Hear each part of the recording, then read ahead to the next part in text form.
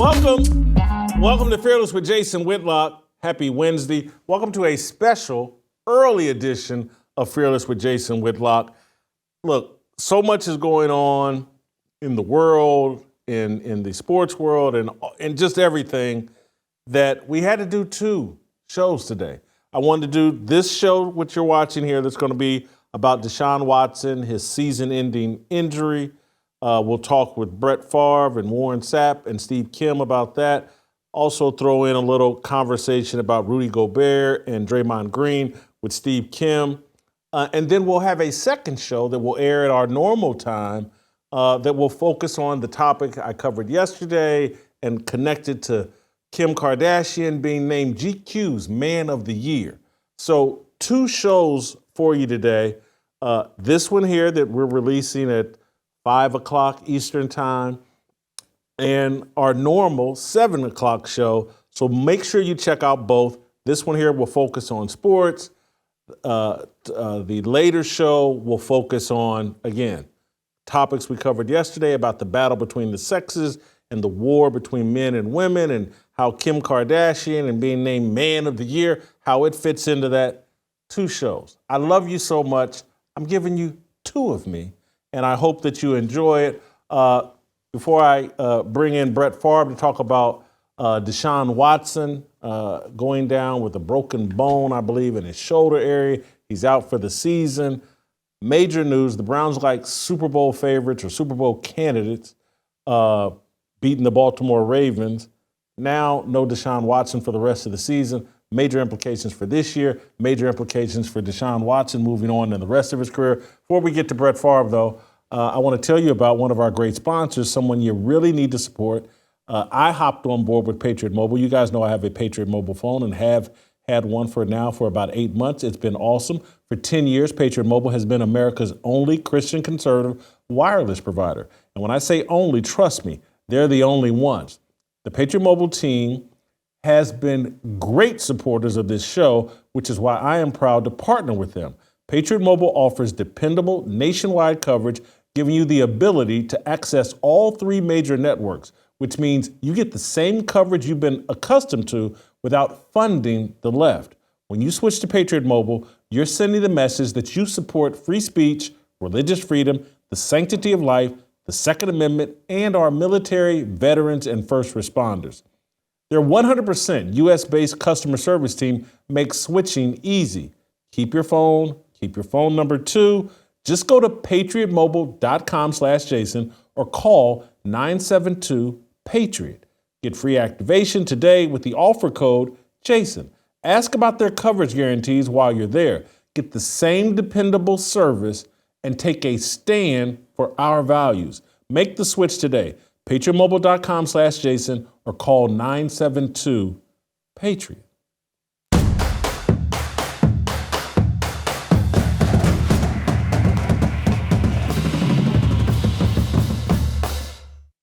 All right, let's roll out to Mississippi and get an expert opinion on what's going on with Deshaun Watson, season-ending injury. Brett Favre joining us. Brett, Deshaun Watson made a statement today that he tried to continue to play, that he wanted to push through this injury, and that doctors have shut him down and told him no. I tend to believe him. I think what they did this past weekend, beating Baltimore, was probably so inspiring for Deshaun and an opportunity with the way their defense is playing and the way he played in the second half. He wanted to keep that momentum going, but how hard do you think this will be for him to recapture that momentum a year from now? He's already missed 2 years because of the controversy, and he's missed because of injuries. How hard will this next comeback and this latest setback be for Deshaun Watson? Well, first of all, kudos to Deshaun. It was a big win. I hate it for him. I feel bad for him. If you're a Browns fan, it's bittersweet. Big win, big loss. Losing Deshaun. It was a momentum building win for him and to end the way it did physically, it's tough. I don't know the severity of the injury.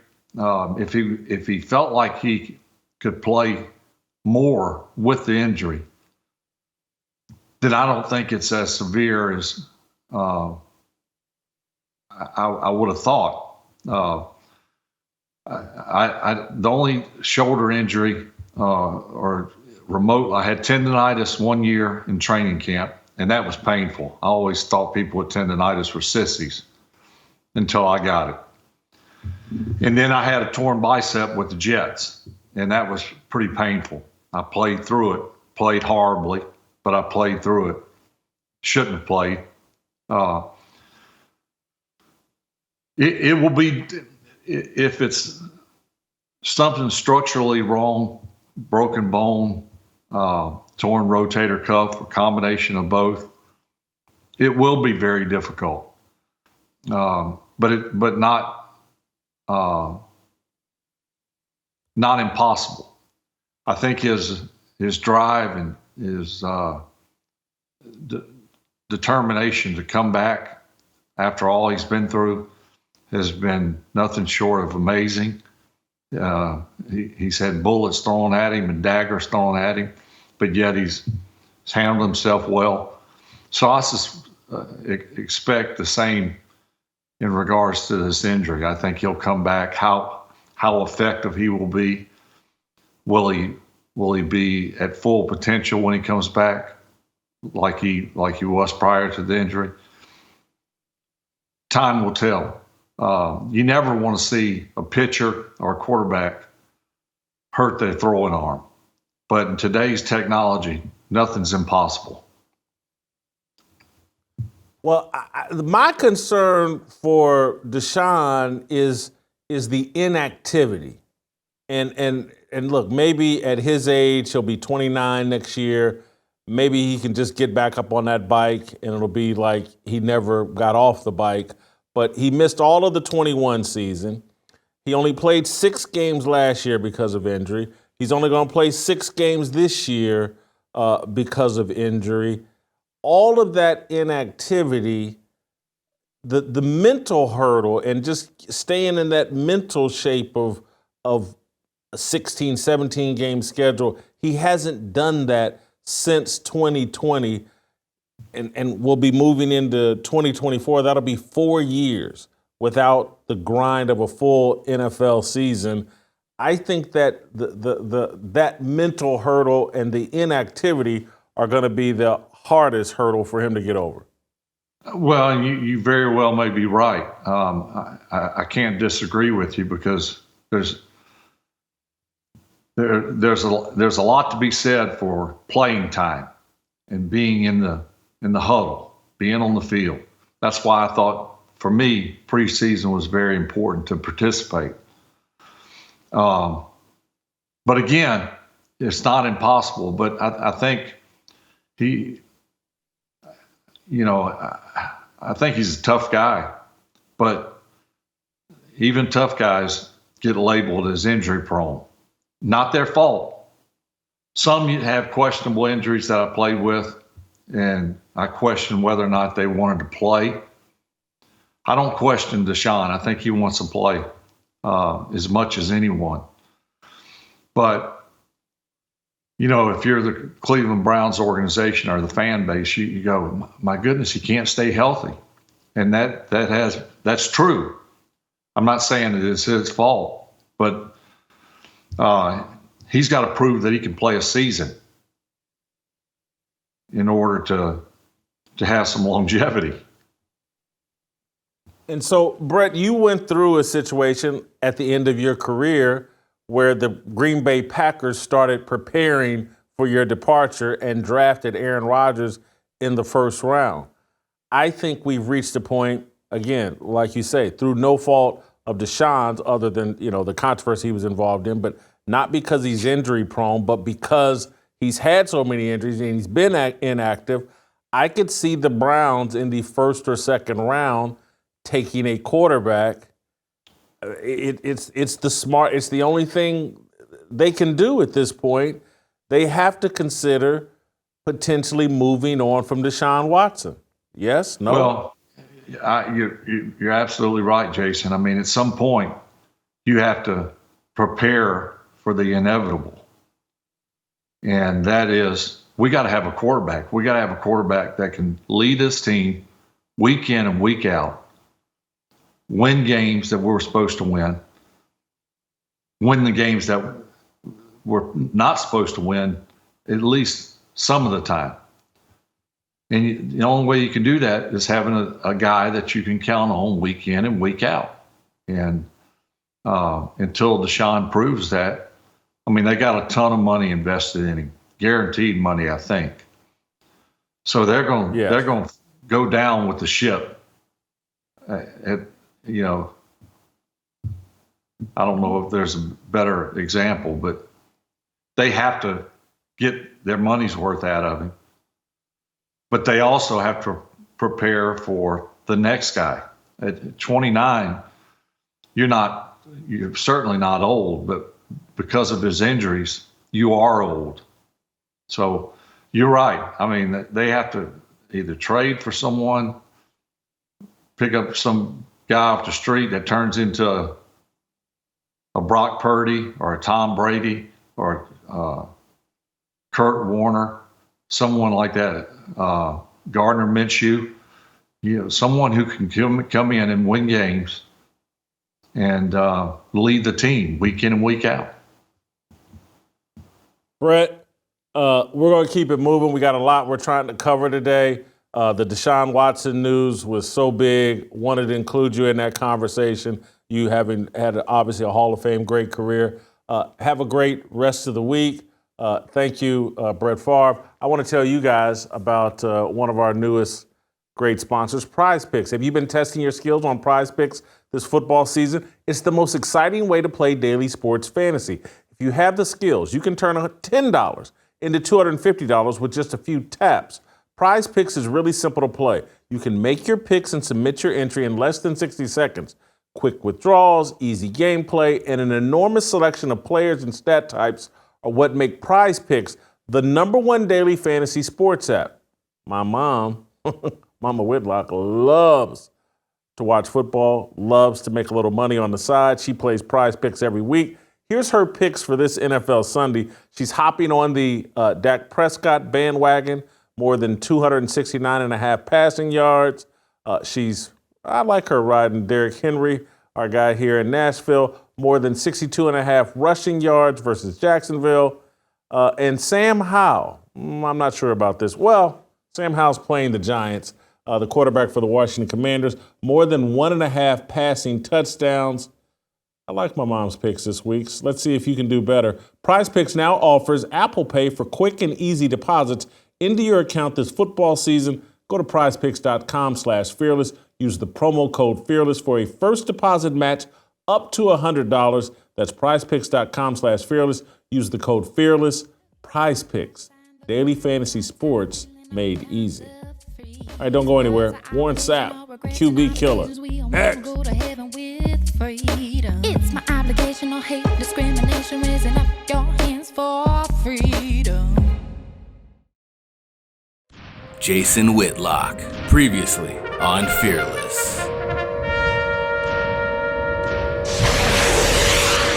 These pampered elite athletes that have spent 40, 45 years, or even 20, 15 years being worshiped, they have no street sense at all.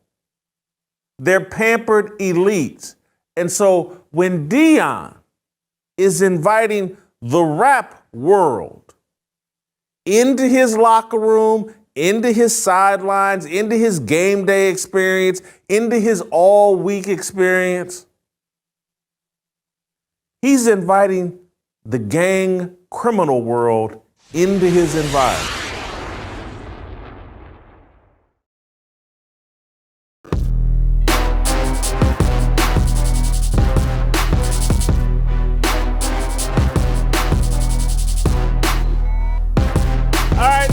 Let's bring in our favorite QB killer, Warren Sapp. Warren protects his quarterbacks. He likes to kill other quarterbacks. I don't know how you feel about Deshaun Watson or an opposing quarterback going down with an injury, but Warren, I'm very shocked that Deshaun Watson would be involved in any sort of unhappy ending. I'm very shocked by that. That's a good one. That's a good one right there. That's a good one right there. Very shocked by that. But he has a hell of a track. I just got done talking with Brett Favre, and I want to start where I left off with Brett Favre. If you're the Browns, given his injury history, given his inactivity since 2020, I feel like you got to go out and draft a guy in the first or second round this year. And it's not because you don't believe in Deshaun Watson, but it's just you got to do it at this point. He's injury prone, perhaps. He's been inactive. You got to start preparing for your next guy while hoping he recovers and makes the next guy, a waste or, not the option. So the question to me is what? Should the Browns move on from Deshaun Watson? How many years is he removing that $250 million guarantee? He got that in 22. I think that's the one thing that we haven't heard a lot about that we used to hear about all the time. Salary cap. We don't have room under the cap. We're going to take a cap hit. This, that, well. We haven't heard that in a long time. We talking about $430 million to Patrick Mahomes, to $189 to Kyler Murray. Lamar Jackson got $255. I mean, we're not even talking about a salary cap anymore. So I just want to know, how do you negotiate that part of it? Because I don't think it's that many years removed. And the last time I checked, the longer you get to the end of an NFL contract, the bigger the yearly salary is, correct? Generally speaking. Aaron Rodgers has generally $58 million a year contract, and he played 3 snaps for the Jets. I mean, I bet Green Bay kind of happy they let him go. I mean, but Cleveland definitely has to have some type of insurance, because when you have a defense that's top 10 in all categories and 26% on third, that's an insane number, Whitlock. We used to shoot for like 33. 1 or 3. We give them 1 or 3. We find that's 6 most snaps for us. That's 6 next snaps for them. But when you're talking about in the 20s, that's insane. That's an insane number that they're putting out there right now. And Myles Garrett and company are coming, and it ain't much you can do to stop it. So let's see if they can play buck ball and get away with it. Who's the backup up there? They got a rookie, Dorian Thompson, Robinson, maybe. You got to go get a veteran guy that can do something. You can't keep putting these rookies in this league. Come on, this will be the 11th rookie that started this year? Yeah, record last week was 10. C.J. Stroud, I know, but C.J. Stroud is making it look easy. I mean, looks like he's ready. No. See, you gotta have skills. This young man has skills. This young man also has a rifle of an arm, Jason. I'm talking about when he comes out on a boot play, he's not looking for the easy one in the flat. He's going up the field to hit that one in the pocket. I mean, and he's zipping it. You saw the half roll and the throw back twice against the Bengals? Holy smokes. They incorporate that, and, I mean, he's throwing it to people you don't know, but he's finna introduce you to some people very quickly because they are playing good football right now. I think the salary cap hit on Deshaun Watson is like $60 million a year in 24, 25, and 26. But salary cap is meaningless, just as you said, and to me, it's always been meaningless. It's if you're willing to cut, it was just an excuse. And I'm going to make an analogy here to what's going on in college ball, which they don't have a salary cap. But when you look at how Texas A&M is just getting ready to cut some guy a $70 million check to make him go away, it speaks to, and I'm going to a much larger issue, how much money they've printed over the last 3 to 4 to 5 years and how much money rich people made off of COVID and off the stock market crash and all the wealth gap has just gotten further and further and further and further, or bigger and bigger and bigger, and the wealthy have more money to blow on their little pet projects. Football coaches at Texas A&M, quarterbacks in the NFL. Gotcha. Yeah, in the National Football League. And so, yeah, the salary cap is meaningless. I don't know if you directly answered my question, though. If you're running the Browns, you draft a quarterback. Yes, I do. Yeah. Because the one thing that the NFL allows you to do now is to draft a quarterback and run him on the rookie deal for 4 years. You see what I'm saying? So they can run this rookie right through Deshaun's contract and not have a hit both ways, paying two people to do one job. Because if you have two quarterbacks, you have zero. And then I don't think, given his contract, anybody would take a flyer on Deshaun Watson. No, Cleveland took a flyer on him. It warped the money. Gave him $250 million for never having a happy ending, a bad ending, and I don't get it. then I'm sitting here listening to people tell me if he plays, half as good as he did down in Houston. Well, Houston is a different place because it's a controlled environment. There's a roof over the top, and that field doesn't move except a little bit when you stomp on it. And in Cleveland, we know what that is. That's nasty in the middle of November. It gets even worse in December. It's not even a feel in January at that point. I mean, you're just playing on dirt. I think we're past the trade deadline if my mind is working properly. Yes, it's good. It's gone because Chase and Sweat went. Yeah. And so you can't go out and get a quarterback. I think P.J. Walker's in play there in Cleveland as well. But Warren, I do think you make a good point. I don't think it's over for the Browns because of that defense, because of the Myles Garrett, Zadarius Smith combination that they have up front. Sir. Yes, sir. I don't think it's over. They can pressure the quarterback and create third and longs and get TFLs and create second and longs and all that. And the AFC North is just very nasty. disruptive. Yeah, AFC North is nasty too. I mean, come on, Pittsburgh's got Pickens over there, and we don't never know what Joe Burrow's going to show up. And then when he does show up, his defense deserts him. And holy smokes, I mean, he'll let a rookie quarterback do that to him like that. I mean, you just never know with this league right now. But for the Cleveland Browns, organizational safety, they have to go get a quarterback and groom one behind him because as much as he has a Houdini act, he's just not available, and that's the best ability in the NFL is availability. Why is our society so ravenous to abort babies? According to a former Satanist, the demonic forces have a bloodthirst for innocence and the sickly. They believe their blood sacrifice empowers evil. Make no mistake, we are fighting a spiritual battle as we protect the most innocent among us, babies in their mother's womb. Preborn stands on the front lines of this battle, and their network of clinics are positioned in the highest abortion areas, often next to abortion mills where unspeakable evils take place every day. Preborn offers God's love and life to protect hurting women and precious preborn babies. And every time a baby is saved, which happens 200 times a day, good conquers evil.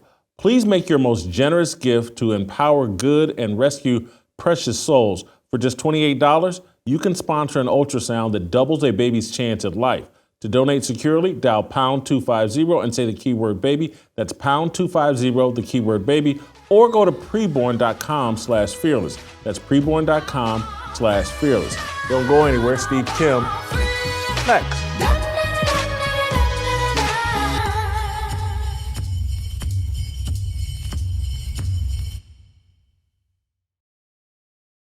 Matt Gaetz, previously on Fearless.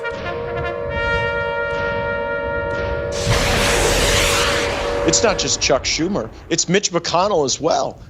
There's no light between Chuck Schumer's position on lashing Ukraine and Israel and Taiwan, whatever else you could think of together, and what Mitch McConnell's view is on that very subject. So they want to use what I think is a natural inclination of Americans to stand with Israel and to support a land that's got a 4,000-year connection to our faith. They want to use that to get support for Ukraine, which otherwise wouldn't exist.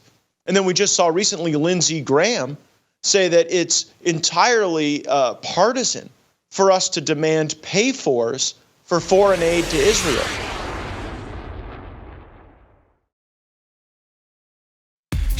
모두 다 빨리 박수 쳐 기다리지 말고 서둘러 Reason that I'm back is to feed you raps I see that you are 배불러 So fly All right, time for the Korean Cosell. Time for your favorite part of the show, my least favorite part of the show, but we got to deal with Cosell. We can't get out of the contract. He's got one of those Deshaun Watson type contracts. Cosell, how shocked are you that Deshaun Watson is involved in an unhappy ending yet again? Oh boy, that's not just low-hanging fruit. That's in the ground. That's like an apple that fell from the tree there. I was gonna go with more like this is a Cleveland steamer. Well, this is stunning news. The Browns are 6-3. They look like a team on the rise. They have a great defense. Watson was starting to play ball. He really was. He was becoming that guy. I don't know if he's worthy of the contract, but he was like, I wouldn't say he's Bernie Kosar, but he was giving them leadership, big win on the road.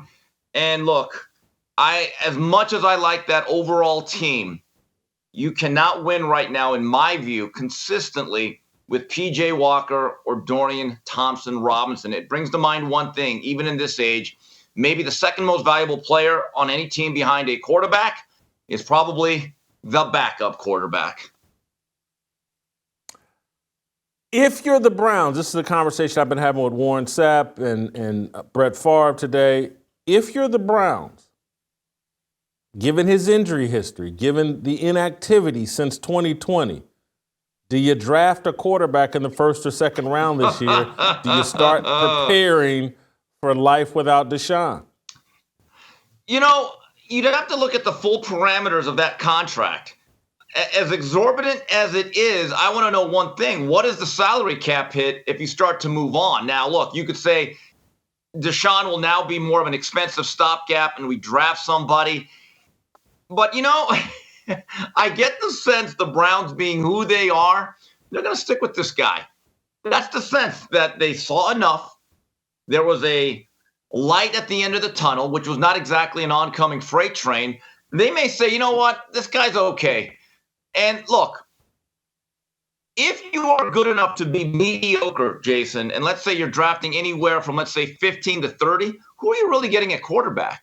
And I realize certain guys fall through the cracks, but unless you're getting a Drake May or a Caleb Williams or maybe a Michael Penix, I'm not so sure there's anyone that you want to move away from or move into to start jettisoning Deshaun Watson.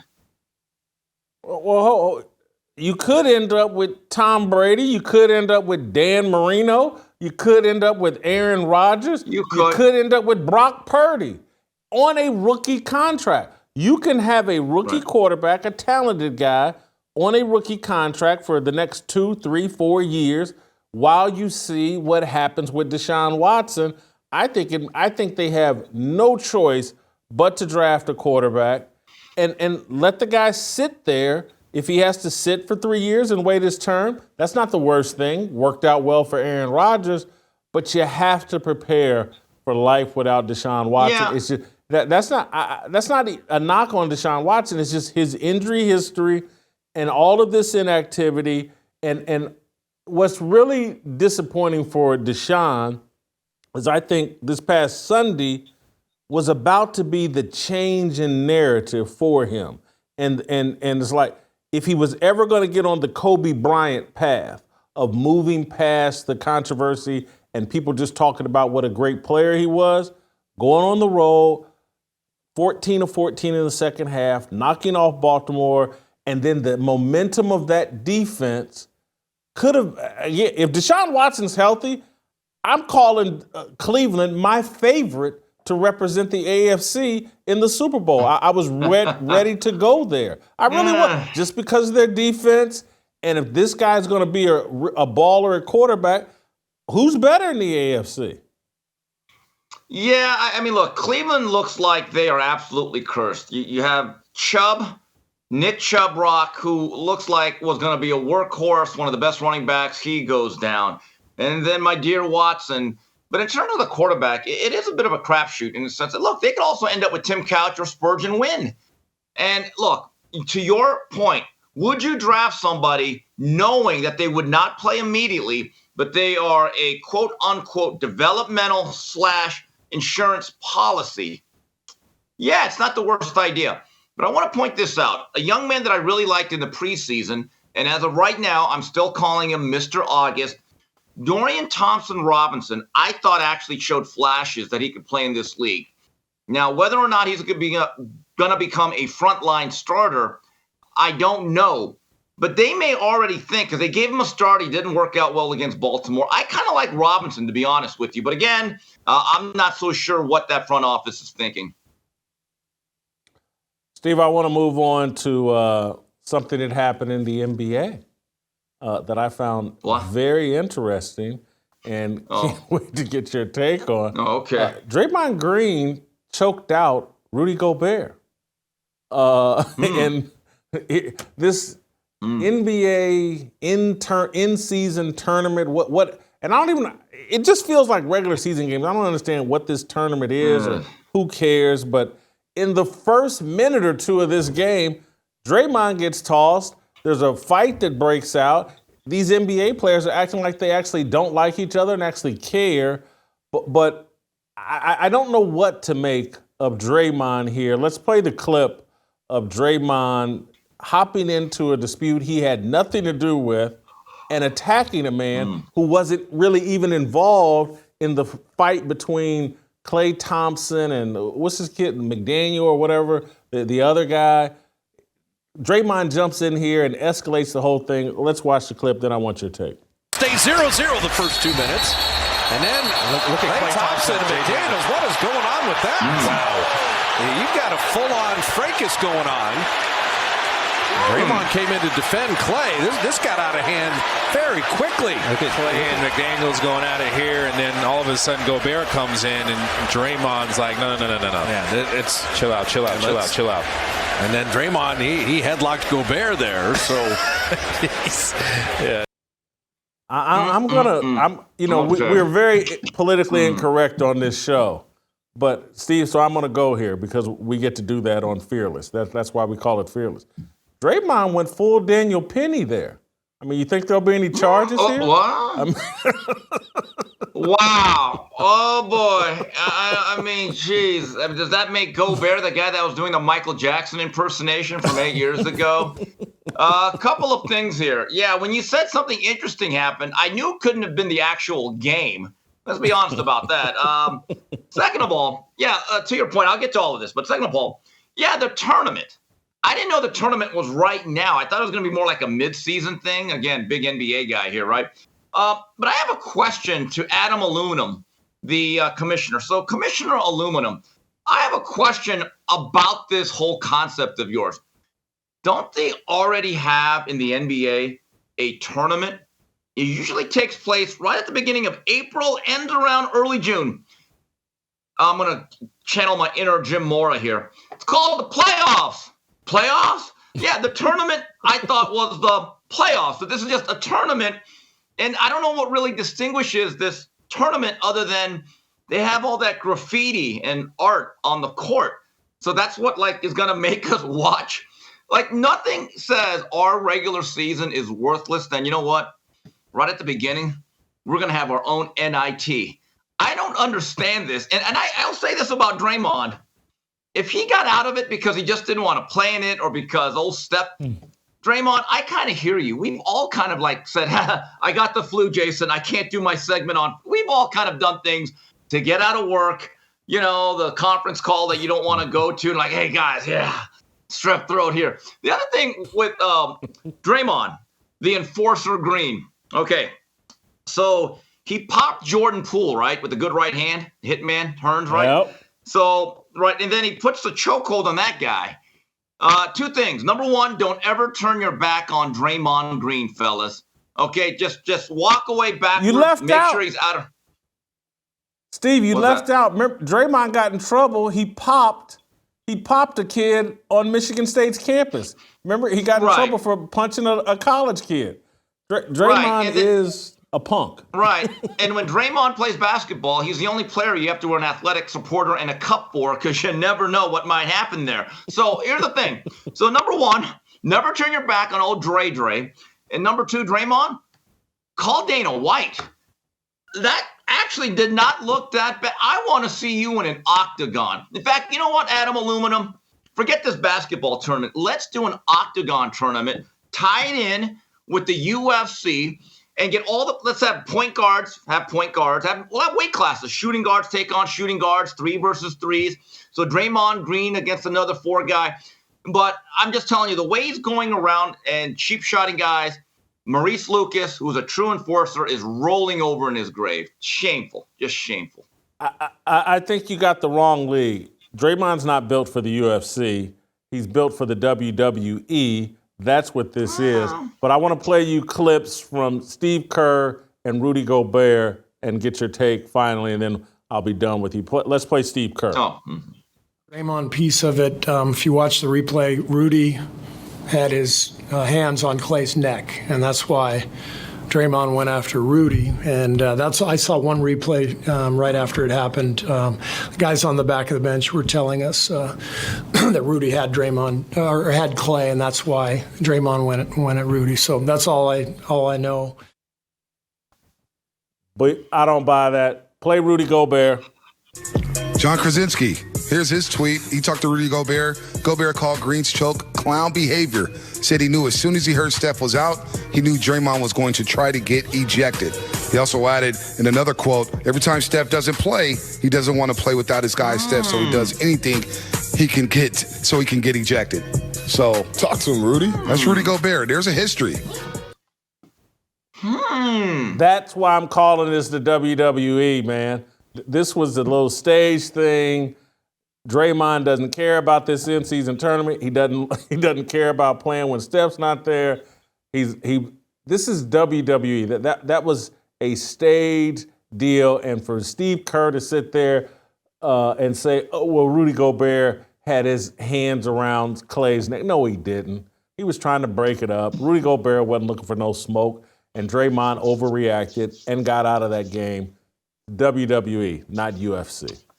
Well, in that vein, Steve Kerr came off like one of those wrestling managers, and I want to call him the Weasel, except it would be an insult to the great Bobby the Brain Heenan. But that's an interesting theory. So what we're going to have to do now, not me, of course, but our staff of dozens, they're going to have to research now every single game that Steph Curry did not play. So all the DMPs, all the time he's doing that resting thing because, flying on a luxury airliner to play a back-to-back game is just too tough when you're making $75, $80 million. But anyway, so what we're going to have to do is go to all the Steph Curry DNP, coach's decisions or whatever, and then look at the box score. And what is the pattern with Draymond Green? There's something to that that kind of opened my eyes, but that is interesting. So let's do that, guys. Get on that right away. Give me the information so I can look like that I researched it. We got to do. Finally, Steve, what are you doing out in Las Vegas? Well, this weekend, it's interesting. There's actually Thursday night fights featuring Shakur Stevenson versus Edwin De Los Santos at the T-Mobile Arena. Most fights are on a Saturday. This one's on a Thursday at the behest of ESPN. Right now, Las Vegas, the Strip is all gnarled up because of that F1, that little race that they're having. And all of the locals, I don't think they're ever bringing – after this year, it's going to be F-none. They don't want that event back because it's just gnarling up traffic. I got to figure out where to park for this weigh-in I'm going to in a couple of hours. They tried it, and Bob Aaron basically explained to me, Steve, we want to do Saturdays, basically. That's what it is now. The network said, hey, how about Thursday? And Shakur Stevenson is really one of the gifted young boxers in the sport. Probably the last fight I'm going to go to this year. And by the way, and you can appreciate this, Jason, it's Vegas. It's an excuse to come out here. Bottom line. Gun to their head, would Vegas rather have F1 back or NBA All-Star Weekend? And I'm going to reference this again. That 2007 column that you wrote, that may be That's your magnus opus. You know what I would do, since it's actually hard to find? You need to go into your hard drive, get into your archives, and then print it out. And that needs to be hung at the Smithsonian. It really does, because the funniest thing is it felt like I was there. By the way, you're going to laugh at this. So Michael Thompson, the former Laker, a Portland Trailblazer, #1 pick in 1977-78. I was about to call you. About a month ago, he was doing a segment. He's on the local ESPN outlet in Los Angeles, part of the Lakers broadcasting. Someone brought up that weekend in 2007. He basically echoed everything you said about how bad it was. And he said, Steve, not to me, but he said to the audience, and I had private security, I had drivers, but that weekend, he said, was the worst thing that he ever saw in his life. And he said he'd never really want to see that again. So for all these people saying, oh, Jason Whitlock is hatering, you know what, folks, you had to have been there. And if you ever Google or YouTube 2007 NBA All-Star Weekend, there are news reports about what happened at the local Denny's, the IHOPs, the waitresses were not getting good tips, guys. I'm just telling you. But yeah, I would rather have the bad traffic of the F-Nun than for this fine city to go through that again there, Whitlock. Ugh, jeez. Yeah, tough. Yeah, that was a gang convention. That's what it was. That was you know what that was?